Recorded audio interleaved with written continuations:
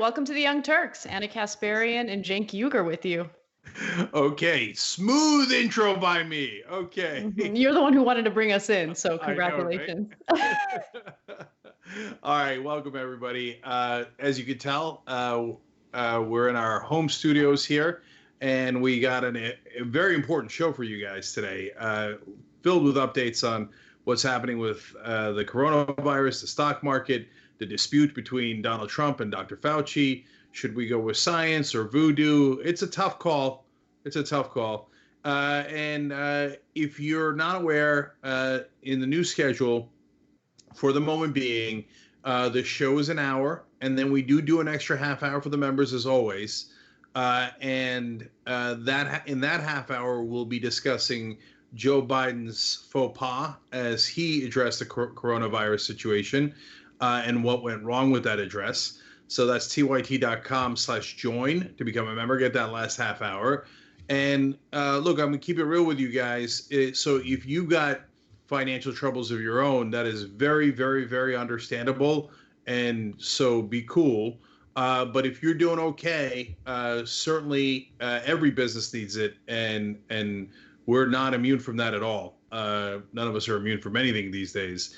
So tyt.com/go to make sure that we can keep giving you these shows. And there's so much important information in here, but we want to be able to keep doing it. And it's been a Herculean task. And Brett and John and Johnny and Mike and you guys know half these folks and don't know the other half, and Anna, etc., Judith have done such a great job of putting this on.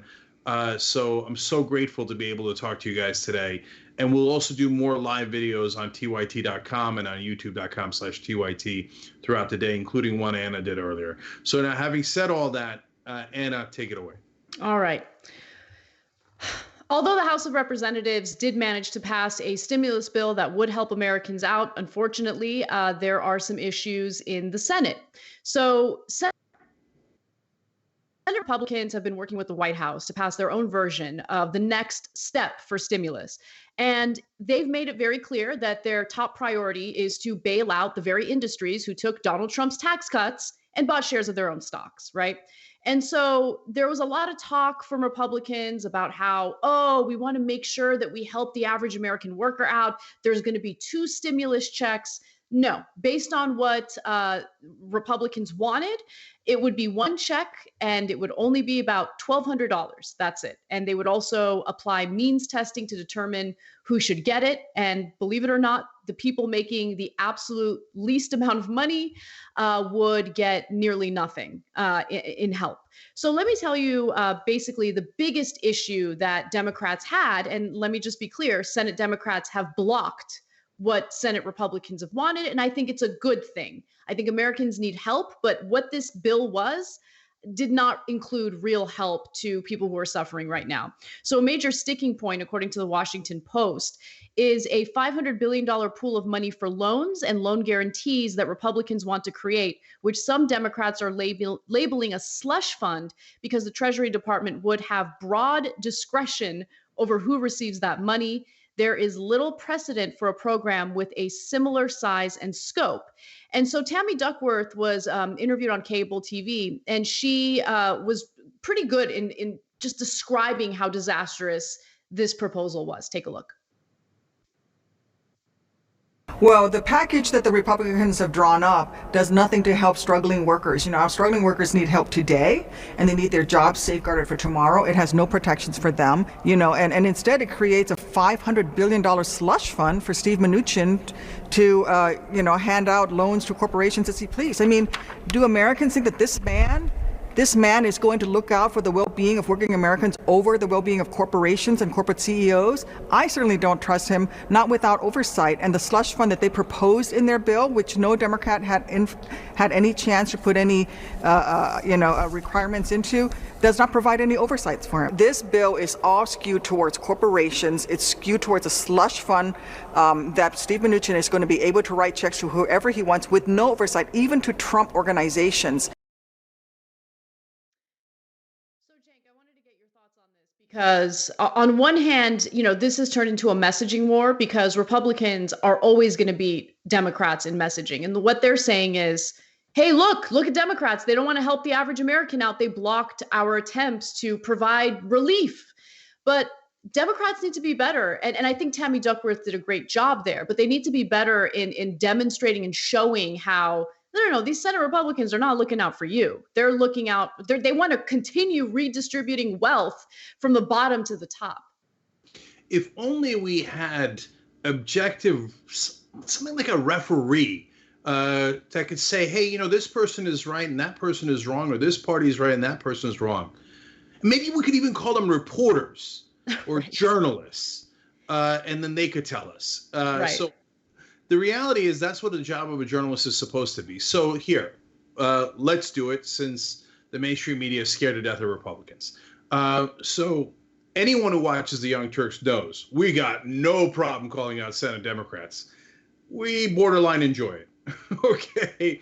And we hold them accountable just as much as we hold Senate Republicans accountable.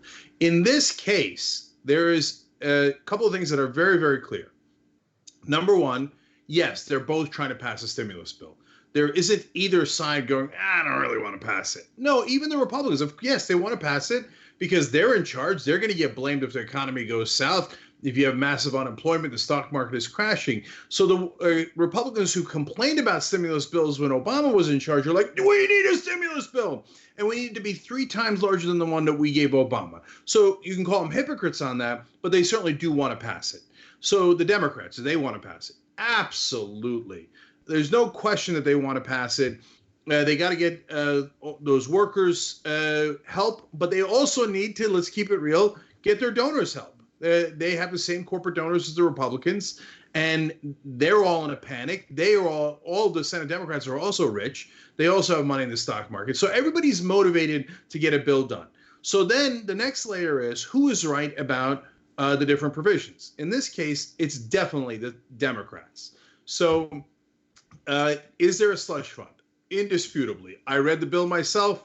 There's no question it's a slush fund. The Treasury can give it to anyone they like. If they want, they can take the $500 billion and give 400 of it to Mar-a-Lago. There is no checks and balances.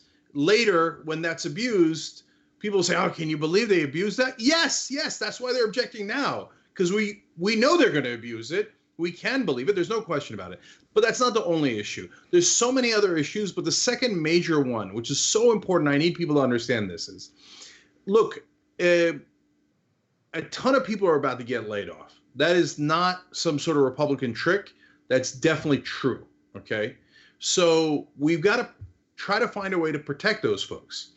So the Republican proposal to do that is give a blank check to the companies, and first to the largest companies, and eventually we'll figure out how to get to the small businesses, right?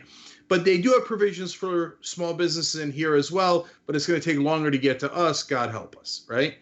But for the larger companies, let's just give them a blank check. And the Democrats, led by Elizabeth Warren in this case, are saying, no, wait a minute. If you're going to take that check, you're not allowed to use it to buy back your own stock, just to enrich your executives, and you've got to actually keep your employees.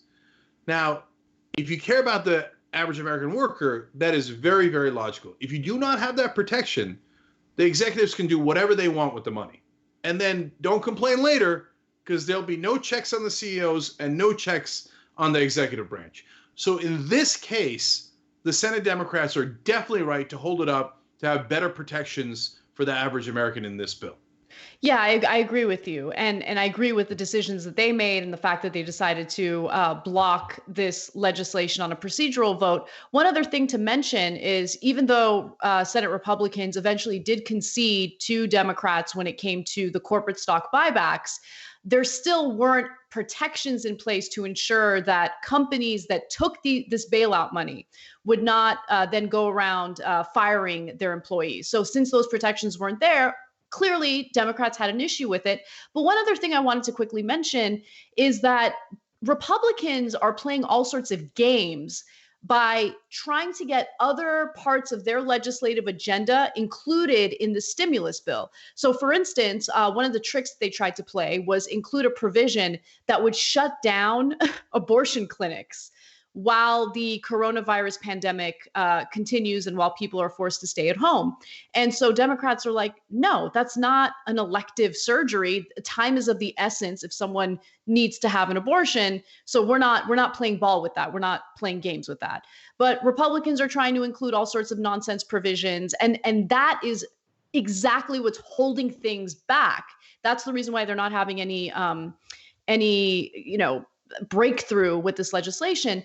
And then look, if you think, oh, well, TYT, they come from like a left perspective, let's go to conservative Democrat Joe Manchin, who even spoke out against this legislation. Take a look. The proposal that Leader McConnell from the Republican side has put forth is absolutely, totally worried about Wall Street at this time. I'm worried about the people in little rural West Virginia and all over Main Street. That's the people we're worried about. Let's make sure that our workers and these healthcare providers don't go down, because if that system goes down, I can assure you, you can't print enough money for Wall Street to rebound if the healthcare system in this country is not able to take care of the people of America. So Manchin brings up printing money there, and what he's referring to is some of the efforts by the Federal Reserve to save the stock markets. Nothing that they've done has worked so far because they've exhausted everything. I mean, they've lowered interest rates to near zero. They keep buying treasury bonds. Like, they're doing everything they can, and it's not working. And so we're dealing with a real crisis here. You're right, Cenk. A lot of people have already been laid off. The head of the Federal Reserve in St. Louis was just interviewed, and he says that he believes that the unemployment rate will eventually reach 30%, which surpasses what the unemployment rate was during the Great Depression. And, in the meantime, we have these Senate Republicans playing games with their bailouts for these companies, but also by including all these provisions that don't need to be included, that are needlessly drawing out this process much longer than it needs to. So let me just clarify a couple of things that are important, because this story is complicated. So first off, they do need to make sure that the banks don't call in the loans that businesses have. Right. So if a giant corporation has a big loan out and they now have their business dried up, whether it's a restaurant chain, even a car company, et cetera, if the bank calls in the loan, that's it. They're screwed and they're out of business. So the Fed addressing that is important and relevant. OK, and then in terms of all of the businesses, there will almost certainly be layoffs. There already are layoffs, and there will continue to be more layoffs. And even if they get money to the big size business and the small size businesses, there will still need to be some layoffs because revenue is so down for everyone. And just giving money to address the issue of employees still leaves about 40% of an average business's cost unaddressed. So there are no simple answers where we can plug and play. That's why these negotiations are taking longer, because they've got to say, okay, look, we've got to cover, the Democrats are saying we've got to cover the employees. Great. That's super important, because there's a lot of bad guy companies. You give them the money, they're just going to take it and give it to the executives and fire people anyway. But you also got to address all the companies, including the good companies, who are saying, look, if we don't get the money in now, we're screwed. And we got to lay off more and then more and then more people to try to stay in business, otherwise, or go out of business. So all those things need to be addressed as quickly as possible and in a rational manner. And when it comes to Washington, we've got a couple of different problems. Number one, there aren't a lot of rational folks there. Number two, more importantly, they all have different interests. So, and their interests vary greatly from us. We care about workers, which then affects companies, which then affects the economy. And that's a rational way of looking at it. And it affects the citizens, because that's the bottom line here, the most amount of people. But remember, especially for the Republican senators, their number one concern by a landslide is, how is this affecting my donors? Right. I'll get to the employees later. I'll get to all the other complicated factors later. But my donors just lost 30% of their money in the last week. They're not going to have enough money to give to me. I literally talked to somebody in Washington today who said one of the top concerns for politicians in Washington right now is, damn it, how am I going to raise money for my reelection? It's amazing. It's amazing. And I mean, you see it in the numbers, Cenk, because they want to appropriate $500 billion toward these bailouts. But when it comes to the stimulus checks for average Americans, they only want to appropriate half that amount, $250 billion. So, I mean, you see it in the numbers, you see it in what they're willing to like hold back relief for. And it's devastating. Because if you have lawmakers represent the best interests of their donors as opposed to the best interests of everyone they're representing, well, then you're not going to get good representation. You're going to get representation for the wealthy, and that's what we're dealing with right now. So last two things here in this case. I think, or a couple of things. I think that they will come to an agreement because they have to. It'll probably be tomorrow. I hope that the Republicans don't strong arm the Democrats too much. I'm actually surprised the Democrats have lasted this long. The reason the Republicans are going with this strategy is because usually when they strong arm the Democrats, they yell at them, it works. And the reporters just call it even no matter how heinous the Republicans act. And they know that they have that built-in advantage. But I'm pleasantly surprised that the Senate Democrats have held strong. I hope that the Republicans find a way to get to sanity tomorrow. And I know it's a funny thing. I fear completing that sentence. I think they will, and only because they're afraid that the stock market is going to dip more, their donors are going to have less money, and they're not going to be able to have money to run their re-elections. But of all the proposals, I think that Sarah Nelson's is probably the best one.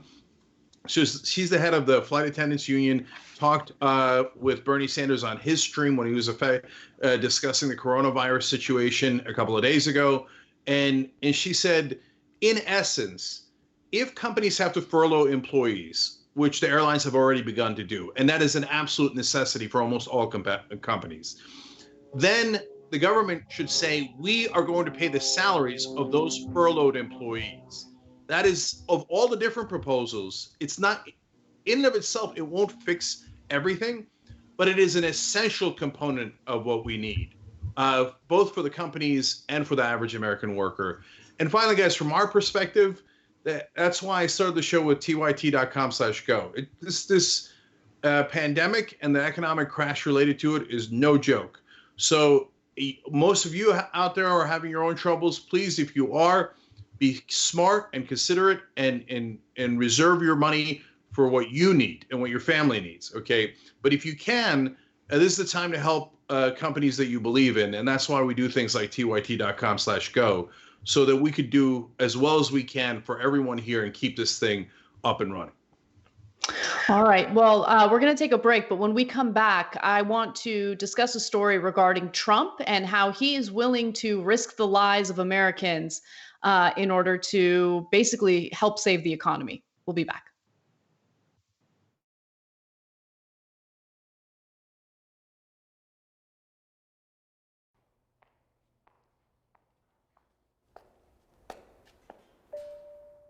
Can you name the representative of your district? The representative of my district, oof. I have no idea. I actually don't know who the representative of my district is. Do you know what the corporate tax rate is? I think it's pretty high. I should know this. Like in between 20, 25%. I don't know. How many amendments are in the U.S. Constitution? Oh, no. This brings me back to grade school. I should know this because I was a history major, but I do not remember. I don't know that. I don't know. I don't know. I have no clue. Nope. I don't know the answer to that one. You don't know? I didn't know. It's time to change that. We live in the best country in the world. We live in the most powerful country in the world. We love our American freedom, but only half of us take part in the political process. Only half of us vote. We don't fulfill our duties as U.S. citizens to make this country a better place. It's time that we use our voices as a team, as a country, to become better. We will stand up. We will be empowered. We will stay educated and informed about politics every single day, because it's our responsibility. And Politiscope just made it easy for you. So join me, join us, and let's be Americans.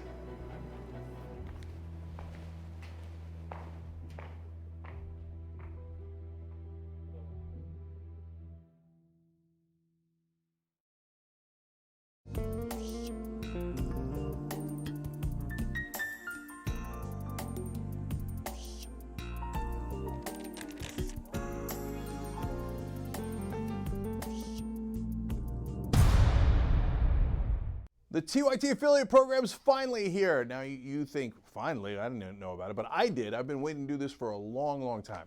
Why? Because it's the best win-win we got.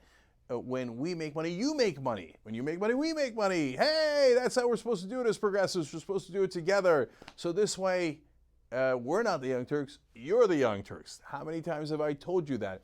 And now in this case, that actually even applies to us selling membership together. Now look, another part of the win is that you get to spread the message about the progressive point of view. And that's awesome. So we're doing good in the world, but on top of that, you get commission on it. So all you gotta do is set up your free account. Once you complete that easy process, you receive your free personalized link, and then you start sharing that with everybody, and then voila, you're in the ball game. Look guys, I'd ask you to do this anyway because it's important to spread the message and it's important to keep the lights on to support independent media and the home of progressives. But in this case, I think it's even better because then we get to grow together, and you know, every little bit helps, not just for us, but for you guys. So if this could be a nice way to get a little bit extra cash while doing something wonderful in the world, well, I love that. So that's why we thought of this, and we hope that you participate. And I'm really, really psyched about it. Let's do this together.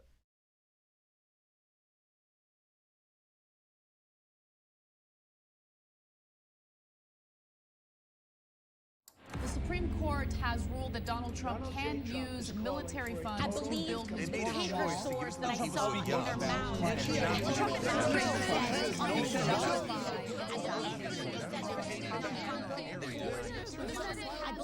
To acquit Donald Trump. 2020 is endgame. Everything.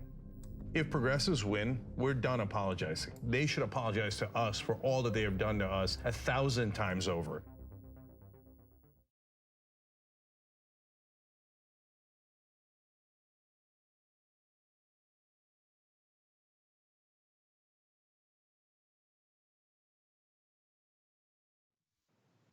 All right, welcome back to the Young Turks. I guess I'm seeing us later than you are, Anna. So I'll let you do the intros from now on. But guys, we are also taking your comments as we always do. We've our crack staff, if you will, sounds weird, has figured out a way to get us your comments as well. I think is that a thing? Is a crack staff a thing? I think so, and I think it's supposed to be positive. Oh, but anyway. Let me read a tweet first. Only option 2 Bernie writes in, I'm a double member, YouTube also. I'm donating extra monthly now and couldn't live without TYT. You keep me sane. Anna's fire, your humor and logic, and John and Brett is so hilarious. JR, love. Please, please donate and don't make me go without. So that is wonderful of you to say. Thank you so much. And it's tyt.com/go, of course, to donate. We were doing a contribution drive because we needed it anyway.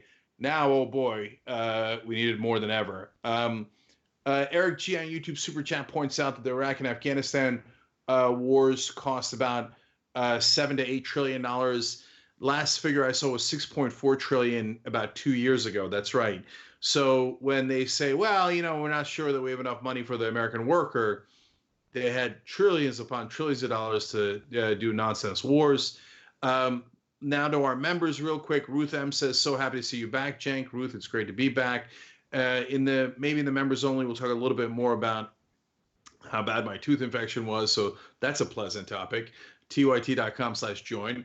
Karen Ola says, so grateful to everyone at TYT. I'm right there with you. Trey Dora says, happy to see Senator Duckworth working hard. She's a great vet who's working for the people, unlike some surfing people. I like that salt. Yeah, a little bit of salt with the paprika there sprinkled in. And last one, Craig's for Bernie 2020 writes in $50 to tyt.com/go. If you need perspective and truth, stay well, TYT. Or we need your perspective and truth. Stay well, TYT. We love you. Right back at you, Craig. Love you too, brother. Thank you so much, guys. All right, a lot more show for you guys. Anna, go for it. All right. Well, let's talk a little bit more about the economy because there are some other updates that I think are important to discuss. So It looks like some of the wealthy here in this country don't believe that lives should take priority over the state of the economy. Now, as we know, the COVID-19 pandemic has led to a number of quarantines throughout the nation. A lot of blue states, including California and New York, have told their citizens, hey, you know what? You need to stay home and we need to slow the spread of this virus in order to save lives. But wealthy people are like, I don't know. I don't know. This is really hurting our stock portfolios, and we need people to get back to work, even if it risks their lives. So the Wall Street Journal wrote this op-ed. Their editorial board wrote this op-ed that made my head explode.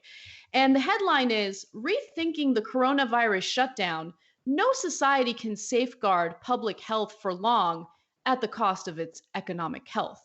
And so I was like, okay, the headline is obviously attention grabbing, but is the body of the piece as bad as I think it might be? And so it's behind a paywall, but I'm going to give you a few interesting excerpts. They write, this won't be popular to read in some quarters. Gee, I wonder which quarters that'll be. But federal and state officials need to start adjusting their antivirus strategy now to avoid an economic recession that will dwarf the harm from 2008 to 2009.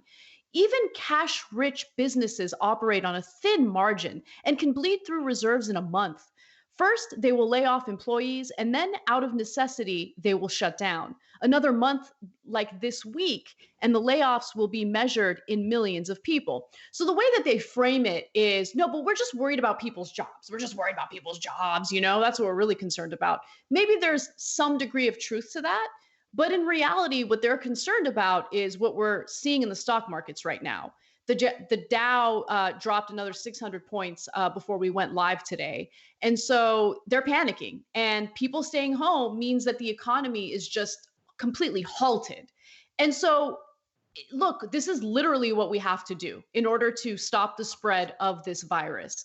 And the unfortunate thing is, we have blue states that are telling people to stay home. And then we have red states that refuse to do anything, including Ron DeSantis in Florida, who refuses to shut down the beaches. The beaches need to be shut down immediately. We have young people going over there, spreading the virus like crazy. Yeah. So, first of all, there's just a little bit of propaganda that's a side issue that's driving me crazy. Yeah, they're showing young people doing this stupid stuff on the beaches, but now conservatives have hung on to that as if it's progressive young people who are stupid that are causing the virus to spread. What are you guys talking about? We saw the video of the jam-packed Nashville bar and people writing Nashville undefeated. And you've got Republican after Republican saying, don't worry about it. Okay, we're too strong for this virus. They sound like the most ignorant people all across the world that say, oh yeah, disease won't affect me. So now the heart of this issue. Look, it's not that the economic woes here are small or that you should not be concerned about them. You should be concerned. The stock market here dropped 30% quicker than it did during the Great Depression. So even worrying about the economy by itself, let alone its effect on the workers, is a legitimate concern, a very legitimate concern. Now, having said that, to then prioritize it over people's lives not only is not the right thing to do and immoral, but most importantly, it isn't going to work. It's going to make the situation worse. Yes. And the economic downturn even worse than it would be normally. So let me just quickly explain why. If you stay quarantined long enough, you potentially could get rid of enough of the virus that when everybody goes back to work, things are relatively okay. There's still some cases, but it peters out. Okay, that's what's roughly called flattening the curve, right? But if you do it in waves, before it's peaked, you send people back into large gatherings, back into work. They then have new people contract the disease from those folks, and you start a whole nother cycle, and then another cycle, and then you got to quarantine people again and again, and we never get rid of the damn thing. And then the economy craters in a way that makes this look like a picnic. Exactly. Yeah, exactly. So it's so counterproductive in so many different ways because more people are going to lose their lives if we don't slow the spread of this virus. And if we're not all on board and if we don't all encourage people to stay home at the same time, then this is needlessly going to drag on. And, it's the argument I've been making ever since people have been told to stay home, right? Like, we don't live on an island here in California. They don't live on an island in New York. We're all one country. And so as long as we're all on different, schedules with this is just going to last longer, and the economy is going to suffer more while people are losing their lives. And then, of course, who doesn't want to hear from Lloyd Blankfein? He tweeted something pretty gross about this as well. He said, extreme measures to flatten the virus curve is sensible for a time to stretch out the strain on health infrastructure. But crushing the economy, jobs, and morale is also a health issue and beyond. Within a very few weeks, let those with lower risk to the disease return to work. So he wants more people to go back to work. Gee, I wonder why. And by the way, there's a lot that we don't really know about this virus, right? Oh my God, that is a terrible screenshot. When we first learned about it, there was a lot of news that it mostly impacts older Americans, right? But now we're hearing about more and more young people who contracted the virus. They're actually generally healthy. They don't have any type of respiratory issues or any underlying health concerns. They get the virus and, it impacts them pretty aggressively. And I only say that because people might think, oh, young people can go back to work. I mean, they're low risk. But you don't really know. I think it impacts people differently, right?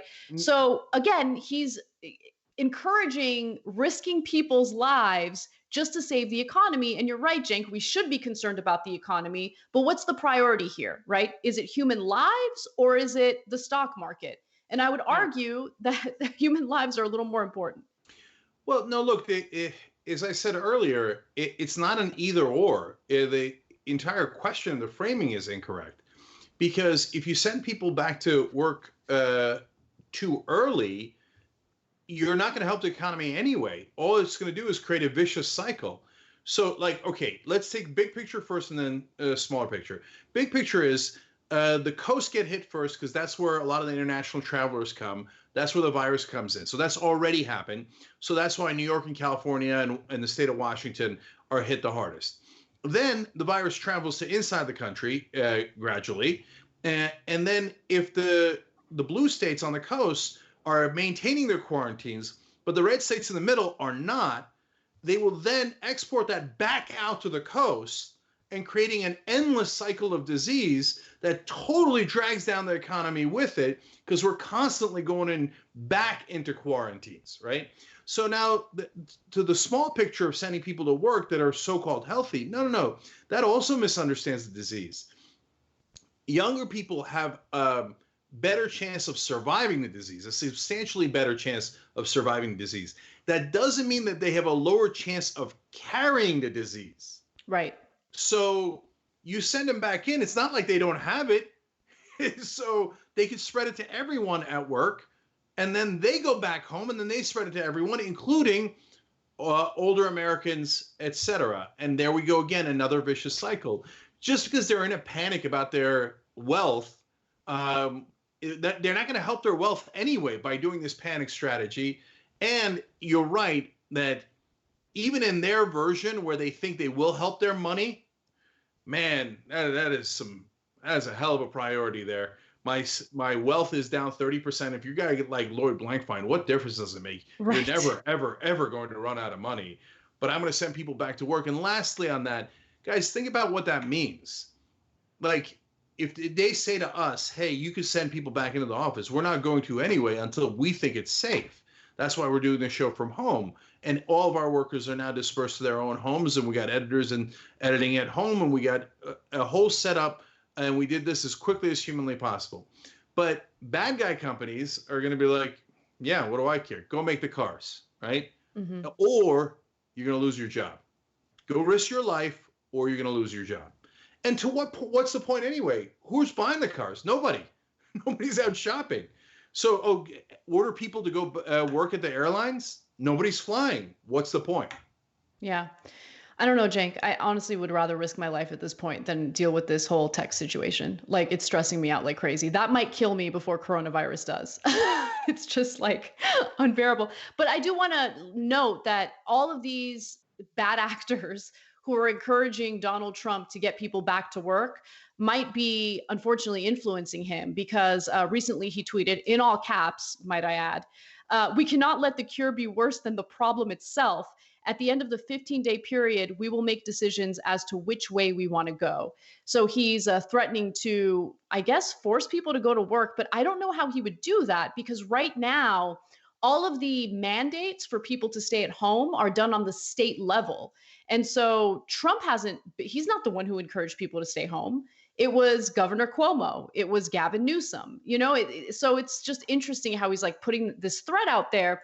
But keep in mind, fish rots from the head down. There are still red states that refuse to tell their, citizens, their residents, their employees to stay home. And so this kind of gives them a green light if Trump goes forward with encouraging them to keep things going business as usual. There are two giant problems with that tweet. One is grotesque incompetence. Angela Merkel did a speech to the nation recently in Germany. It was clear, it was forceful, it got the message across, and what it did was it calmed people down. It also calmed the markets down, and it gave clear instructions as to what to do, and it contained no factual errors. Meanwhile, we have Bozo the Clown over here going, I'm going to send everybody back in 15 days. First of all, which 15 days? What are you talking about? You got to read deep into the New York Times, Washington Post articles to find out that that means March 30th. If you're just reading that tweet, people don't even know what the hell you're talking about. 15 days from now? What is it that you're talking about? And then second of all, we'll make a decision as to which way we want to go. What are your two options? And what are you deciding over? Are you going to force people to go to work? Are you going to allow them to go to work? Are you going to overrule the governors? There's no clarity at all. All there is panic and complete lack of information or wrong information.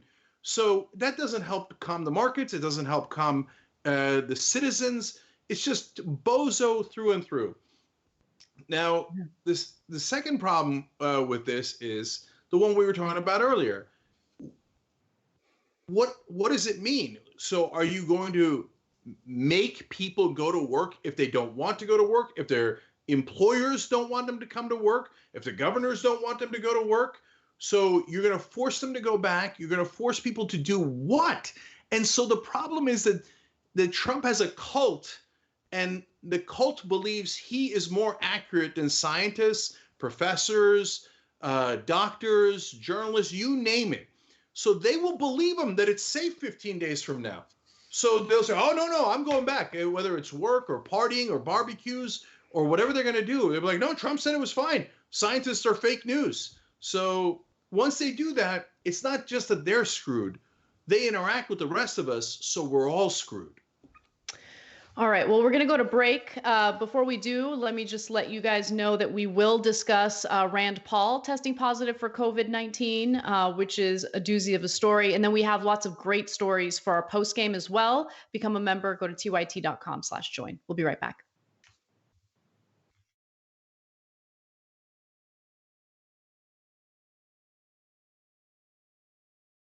Are you a politician with a ridiculous point to make? Are you in need of a petulant, outdated way to make it? Then you'll need one of my signs. Hi, I'm Simon Simonson of Simonson Signs. We'll take the stupid, over-the-top, meaningless allegory you have and put it on foam core. So maybe someone will notice your grandstanding. Because this is C-SPAN, and anything that's not people milling around in front of a running vote count is almost considered moderately entertaining. The bar is low, just like our prices. We've got plenty of designs. We also brought you Mike Lee's Tauntauns. They're tons of fun. What does this have to do with the Green New Deal? About as much as this other visual aid he used of Reagan on a T-Rex. Or is that a velociraptor? Who cares? Who the cares? No one gives a... Call us now at Simon Simonson Signs. We'll make your stupid point stupidly for money today. Viewers had asked for an interview with the TYT Lizard. Mr. Lizard. Oh, you changed colors today. Nice. I don't even know how you feel about us. Do you even like us? Well, you guys made me this awesome house, so I'm kind of in your debt. I was found outside on the street, and you gave me a home. Granted, it was a really crappy home for a while, but then through the power of fundraising, I became a person who has a multi-level Trump-style mansion. You do. By the way, you've never looked better, man. Normally, you're just green or just brown. But today you're in mid-lizard, right? I'm not very smart. I'm a lizard, so I don't know how the science works. I guess this is just my mood. It's not every day that thresholds like this are broken. I'm just so excited. I can't contain my pigmentation. And now you're showing it off. Yep. Yeah, I've never seen the lizard like this before. When you choose Aspiration, you can also trust that your hard-earned money is deposited into a financial firm with a conscience. You're sending a message for change and saving yourself more than just a couple bucks along the way. With the Aspiration Spend and Save account, you'll actually pay no monthly fees. Aspiration also commits to donating 10% of every dollar of its earnings to charitable microloans for low-income Americans. And as a thank you, when you sign up with Aspiration, we'll give you a free month of TYT membership. Head to aspiration.com/TYT.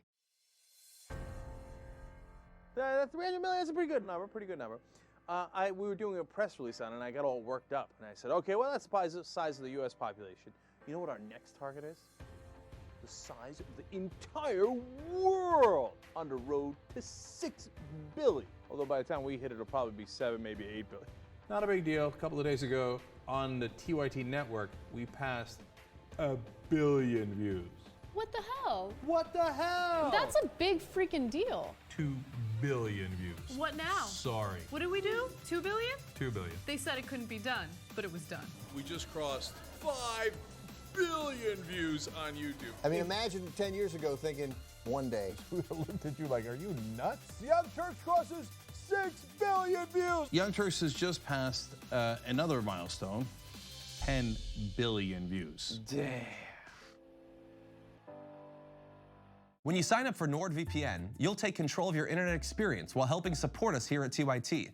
NordVPN allows up to 6 connections at once and no data limits, so you can get all the content you want on any device. For a limited time, go to nordvpn.com/TYT or use the coupon TYT to get a 3-year plan for 70% off plus 1 extra month free.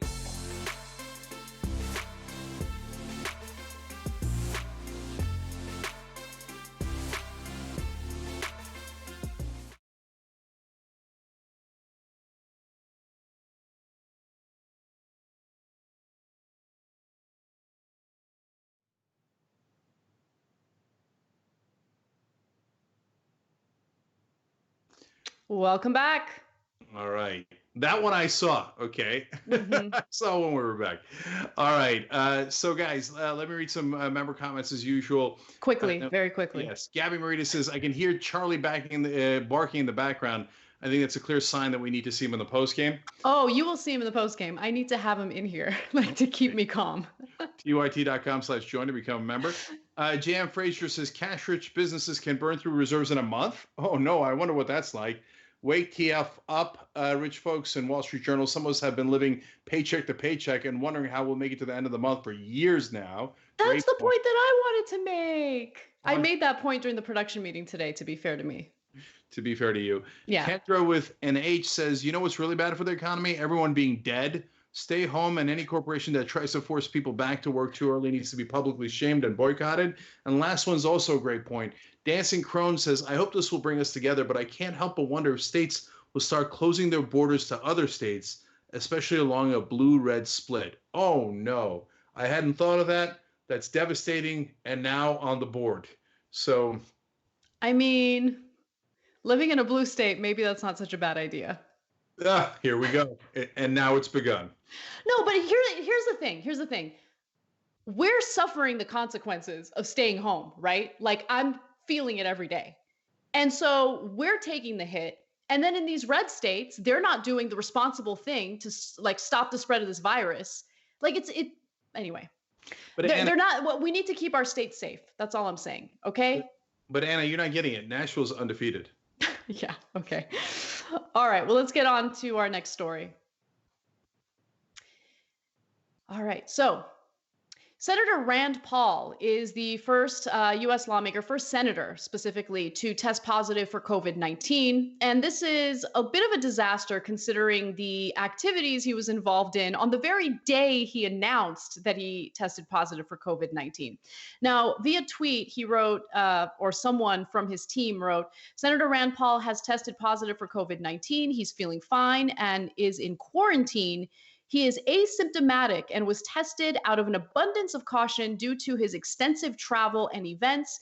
He was not aware of any direct contact with any infected person. Now, here's where one of the bigger issues is, because when you talk about coronavirus, when you talk about COVID-19, you got to think about how it spreads. It's a very easy to spread virus, right? And we found out that on March 15th, Rand Paul learned that two individuals at an event he attended in Kentucky, Speed Arts Museum's March 7th speedball event, sounds fun, tested positive for coronavirus. Paul hadn't interacted with them, but he got the test 6 or 7 days ago, a source said. And after thinking about the particular vulnerability of those with respiratory and lung issues. Okay, so Rand Paul became the first senator to announce that he tested positive for COVID-19 after working out with fellow lawmakers in the Senate gym only that morning. That's what the issue is. So you have a number of senators right now who are like in that gym with him. They're trying not to make it seem like they're panicking, but just watch this video of Mitt Romney and let me know if it seems like he's panicking. Very, very unhappy to hear that Rand Paul has been diagnosed with COVID-19. Wish him the very best. He's compromised given health conditions he's had in the past, and so we'll be praying for him and thinking about him. And of course, all the senators are going to seek medical advice as to what action we should take to make sure that we don't in any way spread this virus ourselves. You were all in lunch together on Friday. Yes, we were in lunch together with Rand, and hope he's doing very well. But we have to determine whether any of us should self-quarantine as a result of being in the same room. So a number of senators are going to self-quarantine as a result of this. And I think that's the smart thing to do. GOP senators told CNN Paul was in the gym with colleagues Sunday morning, and several pointed out how Paul had sat next to others during Senate luncheons in recent days. So there's Senator Jerry Moran of Kansas said he saw Paul in the Senate swimming pool on Sunday. So who knows how many senators had contact with him or were near him. And many of them are either considering self-quarantining or have already done so. Okay, look, it's a serious story, and I don't just say this. I really do hope Rand Paul's okay and Mitt Romney's okay, etc. But now we have to address the elephant in the room, if you will. There's actually several elephants. First, you're right. Romney looked more panicked than I've ever seen anyone look panicked. Definitely. I mean, that was amazing. He was like this, like, I mean, we were having lunch together. I got to figure out what's going on. I got to figure out what's going on. Okay, because we were at the same table. Right. All right, man. Okay. Look, you're right to be concerned. Just like your eyes are more open than I've ever seen anyone's eyes be open before. Look, I know, Jay, and look, he did look panicked, right? Which is why I chose that video for the show. But like, I can't blame him because even though let's just keep it real, okay? Politics aside, he is a good-looking older man, but you don't know that he's an older man. Like, he looks really good for his age. I think he's in like the danger zone, right? Age-wise. Oh, yeah, he's in his 70s. No. Yeah. No, look, that's why I say no joke on the substance of it. We hope he's okay and everybody's okay there, right? As much as I disagree with all of them, for God's sake, this isn't about that at all. So now, but on to Rand Paul and his hypocrisies. Well, dude, if you're worried enough to take a test, you should be worried enough not to go to the gym and the pool. Well, anyone who was in that pool the same day that Rand Paul was in that pool, good night and good luck, right? And again, not blithely, like really get tested immediately. And they tell all of us, rightfully so, don't go to the gym. Meanwhile, these knucklehead senators are, sweating all over each other at the gym, the pool, the lunches, etc. I mean, they're taking no precautions at all. And then the last part of it is, look, it's near impossible in California to get tested. And the only way you can get tested in California is if you're a Los Angeles Laker, okay? And now, meanwhile, Rand Paul had no symptoms and said, I don't think I ran into anyone who actually had it. I'll get tested anyway. And they're like, sure. Boom. Here's a test. Yeah. So the elites getting these tests and people with significant fevers not being tested, that's going to come to a boiling point really, really soon. I feel like this virus has, like, the country's naked, right? Like everything that we suspected about the country, the inequality, the unfairness, just the double standard between the rich and the poor, like all of it is just out in the open. And I think what we're noticing with like Harvey Weinstein's been tested. Harvey Weinstein has been tested, right? I mean, and he tested positive. Anyway, it is interesting to see how easy it is for some to get those tests while others are having a difficult time doing so. And look, we're taking this seriously for obvious reasons. We don't wish ill upon anyone, even if we disagree with them politically. But one person who certainly does not rise above it is Donald Trump. And so when he heard about the possibility of Mitt Romney maybe in the future testing positive because of the contact he's had with Rand Paul, here's how he reacted. On top of Senator Paul, now 4 senators are in isolation, and the rules say that in order to vote, they have to be there. Romney, Senator Lee, Senator Gardner, Senator Rick and Scott. Senator Rick Scott. Romney's in isolation? Yes. Gee, that's too bad. Go ahead. Detect sarcasm there? No, sir? none whatsoever. It's such a bad person. Like to his core, he's a bad person. How do people not see that he's the bad guy in the movie? I'm stunned by that every single day. Was that sarcasm? Of course it was sarcasm. Gee, that's too bad, right? Like, we make points, rhetorical points about Rand Paul and say, but we hope to God he's okay, right? He is literally, seems to be wishing that Mitt Romney get the coronavirus. He's such a terrible guy. And but to the rhetorical point about Rand Paul, he is a libertarian, so I hope he's not using his government issued health insurance. I want him to be okay. He's fabulously rich. He could just pay out of his pocket probably. But I mean, this is the time for bootstraps, because he has told every other person for his entire career, bootstraps for all of you. The government should never help you.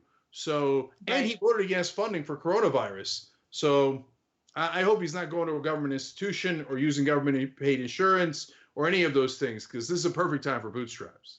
Well, of course he's going to use those goodies that come along with his job, right? But, earlier in the story, it was referenced that he has an underlying medical condition that puts him at, grave danger with this virus. And it's because when he got into that physical altercation with his neighbor, part of his lung was removed. And remember, this is a virus that attacks your respiratory system aggressively. So this is pretty disastrous news for Rand Paul. Yeah, look, last thing on this. Guys, when we try to get healthcare for everyone, we're not going to exclude Republicans. So I make that rhetorical point because I wish to God that people like Rand Paul would actually have empathy for other human beings for once in their life. Having said that, should Rand Paul use his government paid for health insurance because he's a senator? Of course he should. And of course he should use everything that the government has to offer for anyone who gets sick, because we don't want him to die. And that's why there are no libertarians in pandemic foxholes. So when there's a pandemic, everybody becomes a socialist overnight. Mm-hmm. And so does Rand Paul, and that's okay, because we want him to be safe. But when he comes out of it, will he have any empathy for any other human being out there? I think we know how that's going to end up. All right, well, let's go to our last story. So, while Donald Trump is considering forcing Americans to go back to work in order to so-called save the economy, fact of the matter is we don't even know the level of, or like the extent to which people have already contracted the coronavirus, because testing isn't available. And so there's this great video that was put together by Bulwark's senior video editor, Barry Rubin, and it really places the spotlight on the claims of available testing made by Donald Trump and what the reality is. Let's take a look.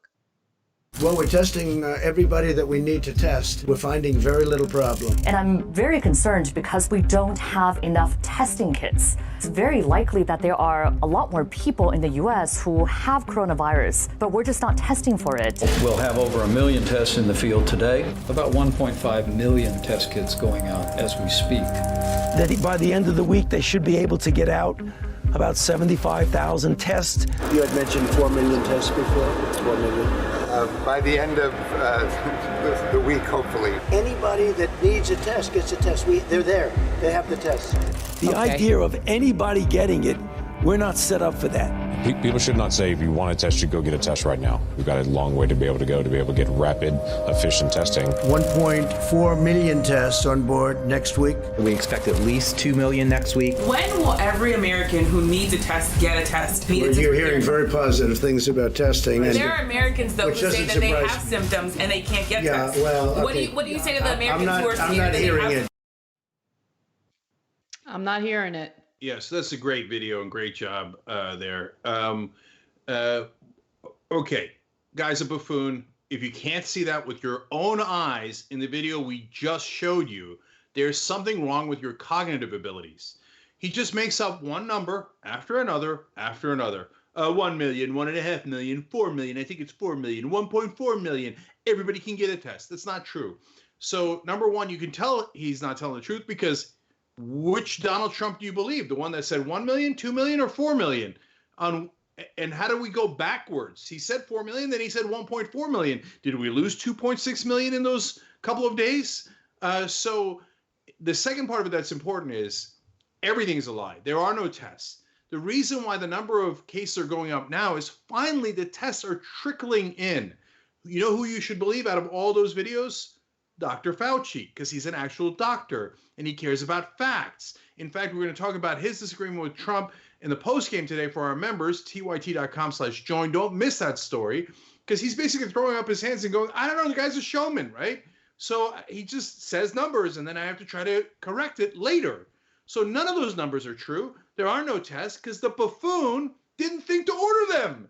I don't know if it's because he wanted Jared Kushner to make more money from his brother's testing company, or more importantly, or maybe more accurately, based on the reporting, there seems to be very, very legitimate reporting. There's reporting on both, but more accurate reporting on, or detailed reporting on, him not wanting more tests so that people think there isn't that many cases, so the stock market doesn't go down and his reelection chances are better off. That's why he makes up lie after lie after lie. This is not a leader. It's an orange buffoon, used car salesman in above his head. Yeah, absolutely. And just to give everyone, an accurate number in case they come across this type of misinformation in the future, the truth is, as the number of tests promised increased upwards of 2 million, the tests administered across the country as of March 20th remained under 200,000. So we're still having issues with testing. And I also want to remind everyone that governors are having trouble obtaining the medical supplies that they need. And remember, Donald Trump is the one who told them in a call, if you need to get these medical supplies, go out there, get them yourself. It's probably going to be easier and faster that way. And of course, that turned out to be a complete disaster, right? And look, guys, what is the point of having a federal government? The federal government is meant for what we're experiencing right now. And unfortunately, it's being run by an incompetent buffoon who only cares about himself. Everything he does is based on his own self-interest and what he needs to do in order to get reelected. And what's really devastating, Cenk, is that, based on his approval rating from last week, he's at 55%. 55% of Americans are happy with the way that he's dealt with coronavirus, which is just mind-blowing to me. All right, our post game is next. You don't want to miss it. We're going to talk about Dr. Anthony Fauci and how he's been contradicting Trump. What does that mean? We have that story for you and more. For everyone else, have a great night.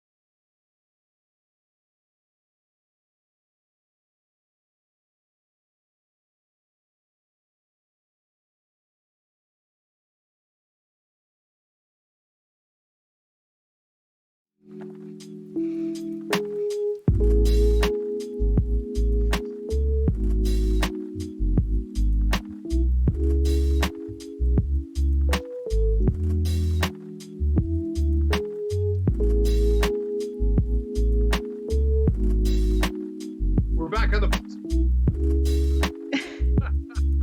And I jumped in there, huh? Okay, I'm figuring this thing out finally. Get my sea legs underneath me. All right, Stella got her groove back. Yeah. That was a movie. I was thinking about making a COVID joke, but I don't know if it's a hashtag too soon.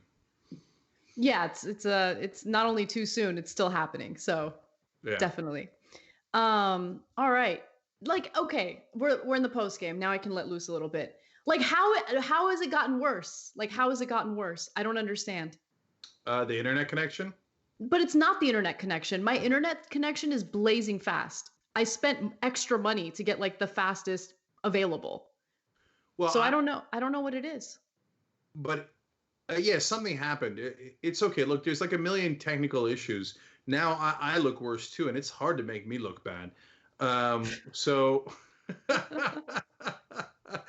no, but seriously, like this reminds me of the old skit from Louis C.K. I don't know if I'm allowed to quote him anymore, but when he talks about the guys complaining about the internet connection on the plane, and he's like, "Dude, you're a couple thousand miles above the air, or whatever the real number is, or a couple hundred miles above the air." That's probably not true either. Anyway, and you're traveling a couple of thousand miles per hour or whatever it is, and you can't, and the internet's a little slow, and that's what you're complaining about. Like we have this internet connection somehow wired through Brett's home into my home and your home, and we're bringing it to the world. And worried it's a little fuzzy, right? So don't complain about what Shekels brings you, okay?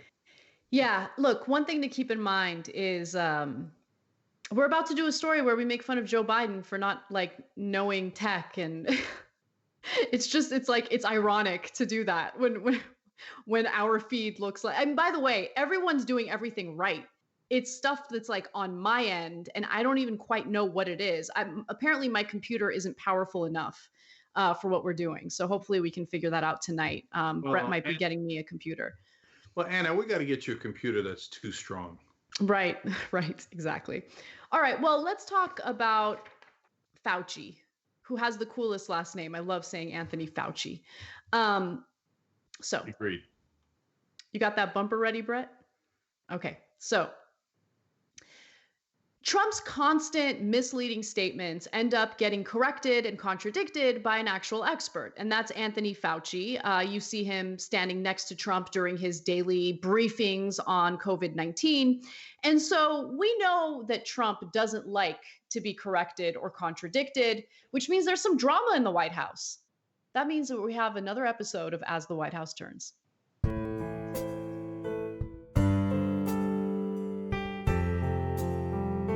Made some very big mistakes. I asked for his resignation. I'm disappointed in the Attorney General.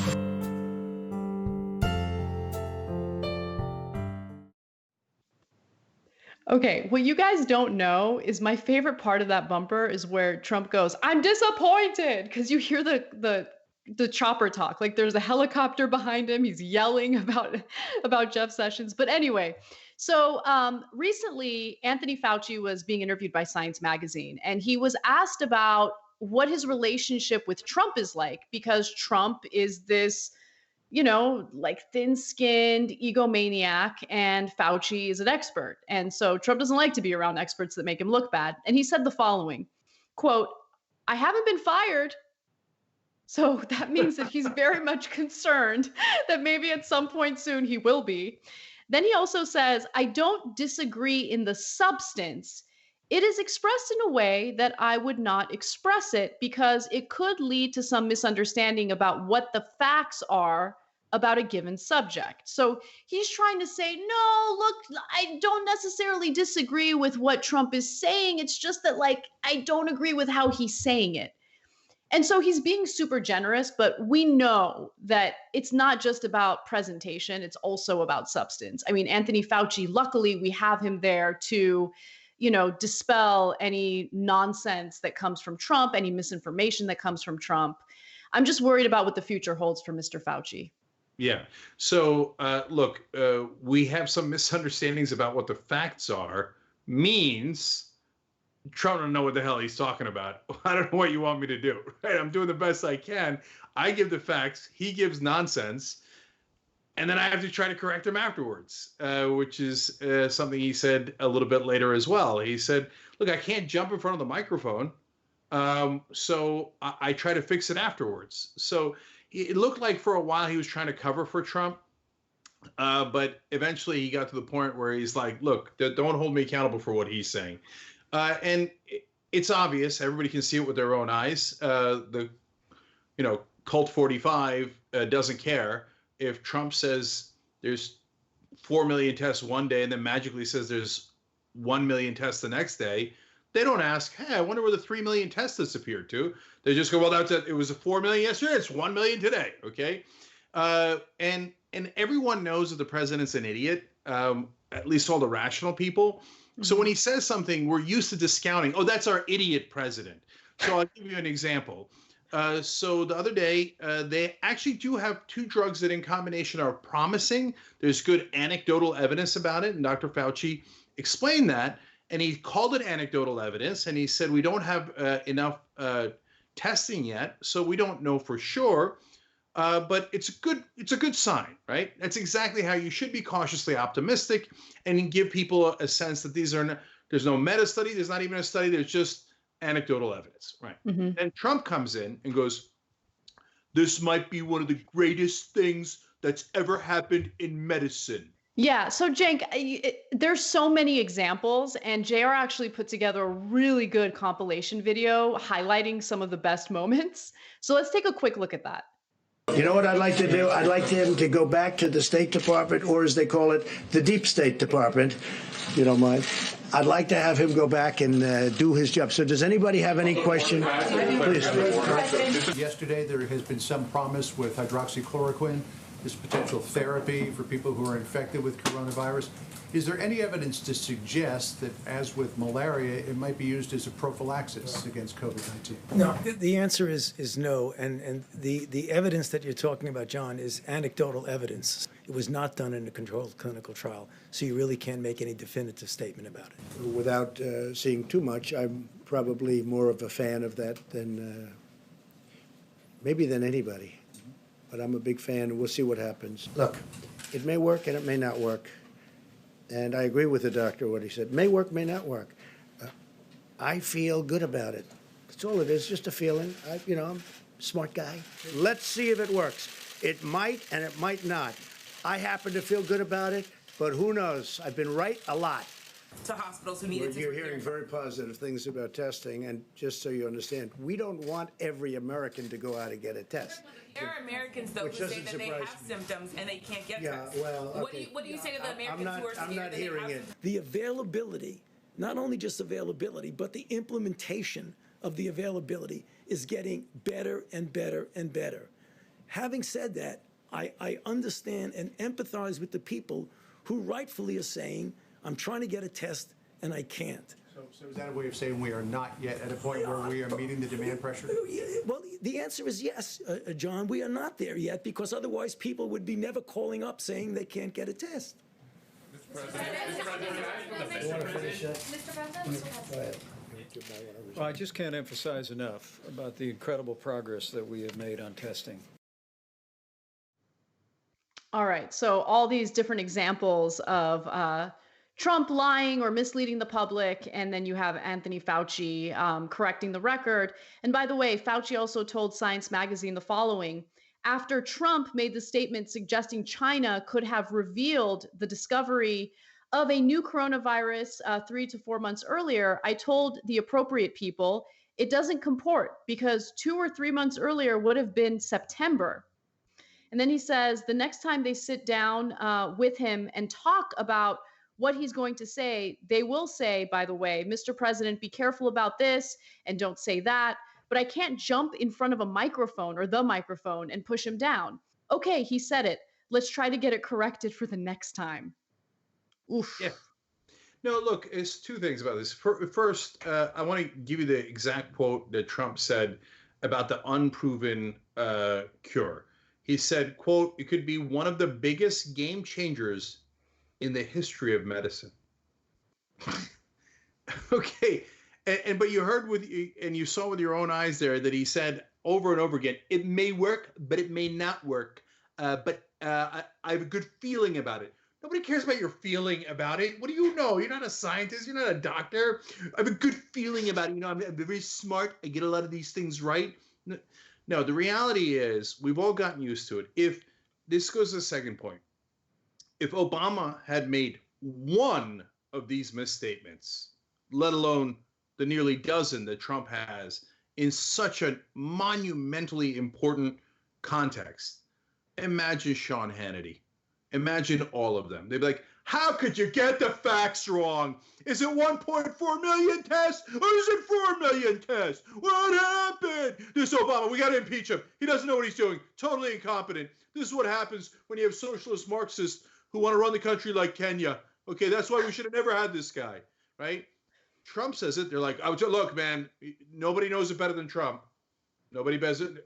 And so I get the Sean Hannitys of the world. His job is to do propaganda on behalf of the Republican Party. That's what he gets paid all that money for. What drives me crazy is the rest of the press who think they're being tough on Trump, but they're not at all. They should all say, look, it's obvious the emperor has no clothes. The guy's a total moron, making out one thing after another and misleading people and creating a situation that in this case literally threatens people's lives. Since his cult believes him 100% of the time, if he tells them it's safe and that there's tests for everyone, when there are not anywhere near enough tests, that's a fact, right?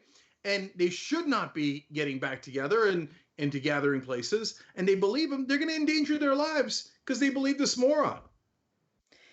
Yeah, look, I think that there have been several instances of reporters really grilling Trump on these issues and making it abundantly clear that he is a buffoon.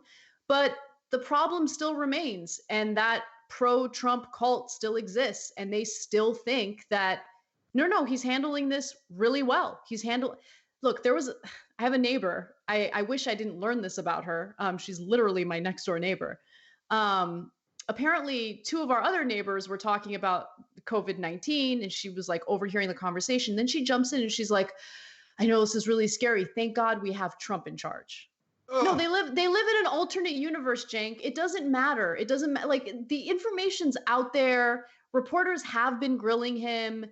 They don't care. They live in a different world. And it's scary because for people who know the truth, this is terrifying. You know, this is the type of thing that you need a strong, robust social safety net for, a real leader for, someone who's strong, someone who's competent, someone who knows how to delegate, appropriately and put their ego aside. And Trump is the antithesis of what we need right now. So I don't know how this is all going to play out because we still have, 30% of the country who thinks like, yeah, Trump's great. He's doing a great job. No, at least, right? Yeah. But look, so last thing on this, if you are trying to figure out who's right, the scientist who spent his whole life fighting disease or Donald Trump, there's something wrong with you. You're not a very bright person. You've been brainwashed and you believe insane propaganda. Donald Trump clearly doesn't know what he's talking about. He contradicts himself left and right. You have to disassociate yourself from logic and reason in order to believe Trump because he says two opposite things back to back. How can you believe both things? It doesn't matter. It doesn't matter. They believe him over someone who has a lifetime of knowledge. But this is how you speak clearly about it. Whereas most of the folks on TV, yeah, they're not pro-Trump. We got eyes. We can see that, right? But they will invite pro-Trump people onto their stations and then have a 50-50 conversation. Let's have a debate about whether the buffoon, the moron is right, or the scientist who spent his life fighting diseases is right. That's not a debate. The scientist is definitely right. And if you believe Trump over the scientist, God help you, because that's all you got left. because you're detached from all reason, logic, and facts, and diseases and viruses don't give a damn about propaganda or what Fox News Channel or Trump says. They're going to do what they do based on how the natural world operates. All right, well, let's move on to Joe Biden. So Joe Biden has been relatively quiet throughout the COVID-19 pandemic. And so people were wondering, where's Joe Biden? I mean, on one hand, you have, unfortunately, Donald Trump spreading all sorts of misinformation during his daily COVID-19 briefings. And then on the other hand, you have, luckily, someone like Bernie Sanders, who's been doing multiple live streams in an effort to really inform people about what's going on. And he's also raised, by the way, $2 million to provide relief to people who are already feeling the economic ramifications of this pandemic. But then, like, Joe Biden, like, he's been MIA, and he released a statement recently saying something along the lines of, God willing, we'll get the tech up so I can address the public about what's going on, which blows my mind, because how do you not have a team of people who can set that up for you, right? Like, it's just insane. So finally, he does a live stream. It's about 18 minutes long, and there were some issues, and we're going to show you a snippet of that right now. Take a look. We need to activate the reserve corps of doctors and nurses and beef up the number of responders dealing with these crush of cases. And in addition to that, we have to make sure that we are in a position that we are. Well, let me go to the second thing. I've spoken enough of that. The president must use the Defense Production Act. So something went wrong with the teleprompter. I just feel like he should be able to speak to the public. Yeah, the teleprompter malfunctioned. It's okay. I'm sure you know what to say. You shouldn't have to rely on that to make your point. But maybe I'm being too rough on him. I don't know. Yeah. No, it's a tough situation. I don't blame him much for this. You remember when Obama was in office, the Republicans did this stupid thing about he's a teleprompter president. I got news for you. Everybody's a teleprompter president. They all use it. The funniest one is, of course, Trump when he uses it, because he goes from, I'm the greatest at everything. I know the oranges of every single problem, and I could solve it, to now I am supposed to tell you that I care about you. Ooh, that's a big word. Let's skip that one, right? So, but Reagan was the best at using a teleprompter. They all use it. They're supposed to have their notes in front of them, so that if something goes wrong with the prompter, you could ad-lib until it's fixed and you could get to your point. Mm-hmm. To be fair to those folks, though, they don't do what you and I do every day, Anna, which is to do 2-3 hour show without a teleprompter. So it is quite difficult when the damn prompter won't work. So, his tech team there was disaster. His tech team, they got to go. I mean, it's not, look, if this was one isolated incident, then it's fine. Yeah, okay, there was a teleprompter malfunction. I know that every politician uses a prompter. That's not a big deal. But he's had one tech issue after the next. I mean, it's bad, to say the least. And, the story that we reported on last week about how Trump's approval rating in response to COVID-19 is now at 55%. The reason why that's relevant to bring up, especially in the context of a story like this, is because the argument that we keep hearing over and over again is that Biden is the right candidate for Democrats because he's the most electable. It's okay if he's not proposing anything that you like. It's okay if he's not, a creative thinker. It's okay if he's not giving you what you want in terms of policy.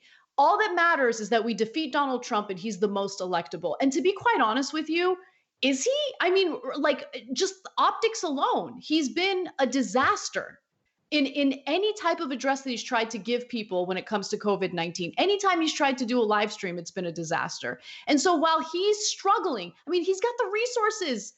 While he's struggling to put together a decent live stream, you have Donald Trump misinforming the public every single day during his press briefings, right? And he makes it seem as though he's really looking out for the average American. We're going to get through this. We're going to provide relief. We're going to strengthen the economy. Of course, it's all lies. And of course, he's an incompetent fool. But you need the other side to come out and point that out, right? To really highlight that. Now, I think Bernie's done a good job, but I mean, look, they don't want Bernie as the nominee. They've fought against him as the nominee pretty aggressively. And so they've propped up Biden as the most electable. I don't think that the facts really bear that out, though. So to your point, Anna, his main reason for being the most electable, according to his team, is that he's competent. Bernie might have good ideas that you like, but he can't really get them done. Remember, Klobuchar said the rest of the Democrats won't vote for Medicare for all anyway. But Joe Biden is competent. I'm the guy who got that done. I'm the guy who got that done. And so I might be going for small bore, but I'll at least get it done. And especially vis-a-vis Donald Trump. Donald Trump is the picture of incompetence, but don't worry, everything's going to go back to normal and everything's going to be led by a competent leader, Joe Biden. So when you have these problems, even if this one to me is more understandable, but you have them over and over again, it does pile up. And as a matter of at least optics, it doesn't look good for your main argument, which is that you're the competent one. If you can't get Zoom to work, you can't get teleprompter to work, you can't get this, you can't get that, right? So, but again, it always goes back to the media as to how people perceive this. So, number one, why did Trump's poll numbers jump to 55% in terms of how he's dealt with this? Because whenever there's a crisis, people rally around the leader. It happens no matter what. It happened during 9/11. It's not like people were like, oh man, we just got the worst terrorist attack in U.S. history. Great job, George Bush. But no, he had an over 90% approval rating because we were attacked and we rally around the leader. It's a natural human instinct. And sometimes the press helps that along with saying, well, now Donald Trump looks like a president who's in charge, et cetera. But that'll dissipate because over time, people go, wait a minute, is he saying things that make sense or is he making it worse in the case of Donald Trump? In the case of Joe Biden, the normal reaction for the media should be, wait, in the middle of a pandemic, what are we all rushing to do? We're all rushing to have the government pay for our health care, for the testing, and potentially for the treatment. Who had that idea? If I'm a journalist and I don't have a dog in the fight, well, I would objectively say the person who championed that throughout this entire primary campaign was obviously Bernie Sanders. He said, if you have real problems, especially in healthcare where your life is on the line, the government should provide the insurance so you can get treated. That's Medicare for all. Right. Has anyone on television or anyone in the New York Times or Washington Post or any of those outlets said that? No. They say, oh, well, in a time like this, you need competence like Joe Biden. It's a good thing he's going to be the nominee. Yeah, it's amazing. I mean, look, honestly, we always talk about how Trump supporters live in an alternate universe. They live in a different world, right? But the same can be said for people who make that argument about Biden. I mean, he has really struggled through the primary race. He's stumbled left and right. And his lack of response and his inability to to successfully address the American people about what's going on, I think really goes against the argument that he's the most competent. I think Joe Biden represents nostalgia and comfort, but he represents nostalgia and comfort when things seem relatively normal. We're in this unprecedented situation where we're dealing with a pandemic that shows this country for what it is and how ill-prepared it is to deal with a virus like the coronavirus. And so it's just amazing to me how everyone's asking for things right now that have already been proposed by Bernie Sanders, not just like in the last week, but over decades of his political career, right? And I just think it's hilarious how they're like, no, COVID-19 testing and treatment needs to be free. But everything else, let's make sure that we're still dealing with the same system where if you have cancer, if you have something serious and you don't have the proper health care or you can't afford health care, well, then you can F off. Like, how do you think that that's okay? Yeah. My last 2 points on this is, if you took someone from outside the country and you showed them all those debates and said, name the person who's running on competence. I don't think a single person would pick Joe Biden. They'd be like, and once you told them, they'd be like, no, wait, you don't mean that guy. The guy who's made probably the most mistakes in any of the debates and all the debates. That's the guy running on competence? No, you must mean someone else. You're getting him mixed up. No, the power of propaganda is, that's what the media told us. That don't believe your lying eyes. That's the most competent leader we have on the Democratic side. Now, given that he's struggled at times, you know that I've been worried that the insiders might also know about his struggles. And at some point, once Bernie Sanders is out of the way, they might try to replace Biden. Well, now we know who they're going to do it with. Andrew Cuomo. So you have the press 24/7, right? God. Going, look, Bill de Blasio and Cuomo will give almost identical press conferences, but the press hates de Blasio because they view him to be a progressive. They love Cuomo because he's establishment 101. They'll say almost the same things, and they'll be like, de Blasio, ridiculous, quarantining people. And then Cuomo will come on and he'll be like, we got to quarantine everybody. They're like, leadership. That's what leadership looks like. Andrew Cuomo to save this country when we need him most. And that propaganda right now is in full steam. They always wanted Cuomo in the first place. He didn't run because he got scared by Cynthia Nixon. And they're like, wow, if he's having trouble with Cynthia Nixon in New York, we don't know that he could win the election overall. Now it looks like they might not have needed an election. So I don't know that that's going to happen. But if they go in the direction of replacing Biden, let me tell you right now, I guarantee you the first name that pops up is Andrew Cuomo. Jesus Christ. Okay, I'm going to go smoke some weed now. Can we wrap this up? Because I just, like, reality is too much at this point. Like, I can't stand it. Okay, then before we wrap up, we did make one more promise to the members that are watching this. Mm-hmm. We promised them the star of the show. Oh, Charlie, right? Yeah. Okay, Babe! Can you bring Charlie? Oh, for a second there, I thought you were calling Charlie babe. No, Babe, come in here. Charlie's the top babe, if you know what I mean. This is probably a little bit of a controversial question, but do we go with Charlie Lopez or Charlie Kasparian? Caspez. That's his last name. Oh, that's his last name. Okay. It's Charlie Caspez. Kind of like Viragosa. 222. Let's hope it doesn't turn out that way. But No. Bring him here. The audience wants to see him. He's freaked out because there's too much yelling. Come here. He's freaked out because Charlie saw me have like multiple meltdowns today over tech. Love me. It's okay. I'll whisper. Like Come it's here, buddy. Hi, baby. Look at how cute he is. Look at him. He is. He's like terrified right now. He's like, what's going on? It's okay, Charlie. This is your star turn.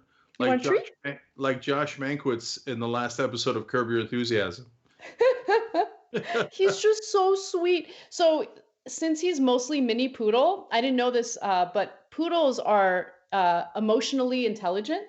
And so when I'm upset, he just knows, even if I'm not showing it, like I'm hiding it as much as I can. Like, look at him. He knows. He knows.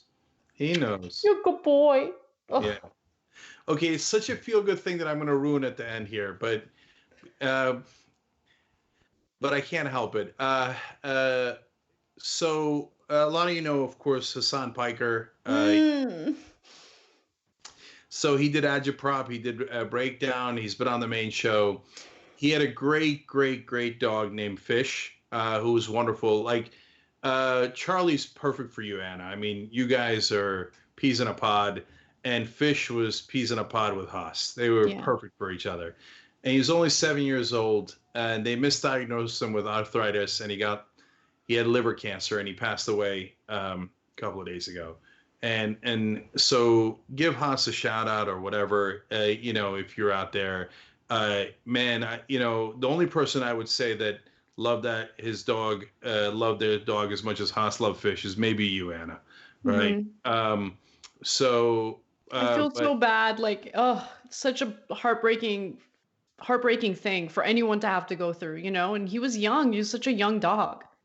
Yeah, he was only 7 years old. And so I remember when he brought him in, when he first got him, of course, and he was a tiny little thing, scrappy fella, and he's kind of like became this big lumbering, lovable dog. And you know, sometimes I compare Haas to Wreck-It Ralph, right? And Fish had similar qualities. Like if he accidentally wrecked something, it was definitely an accident. He didn't mean it. He had nothing but love. So we all miss him, and and so obviously my heart goes out to Haas. Anyway, that's all. Yeah. And dogs are look, there's a reason why it seems like people value their relationship with their dogs more than, people. And it's because they're so loyal. And when you go through really tough moments in life, they just have this way of making you feel like you're not alone and that you have a real companion. Of course, there are people in my life that make me feel that way too, but there's just something really special about dogs. That's why they're called man's best friend. So it's just heartbreaking that Haas had to go through that. And it's, yeah, definitely send him some love. He can use it. Yeah. And so it's the unconditional love, obviously. And that's what dogs are great at. And so, so Haas has his own Twitch channel now, or he's had it for a while, of course. But check that out. You could see him there. He's Hassan the Hun on Twitter. And every time I think about him going home and there's no one there. So, all right, guys, we love you. And we're going to do a show tomorrow, and we'll see you there, okay? Bye, guys. All right, see you.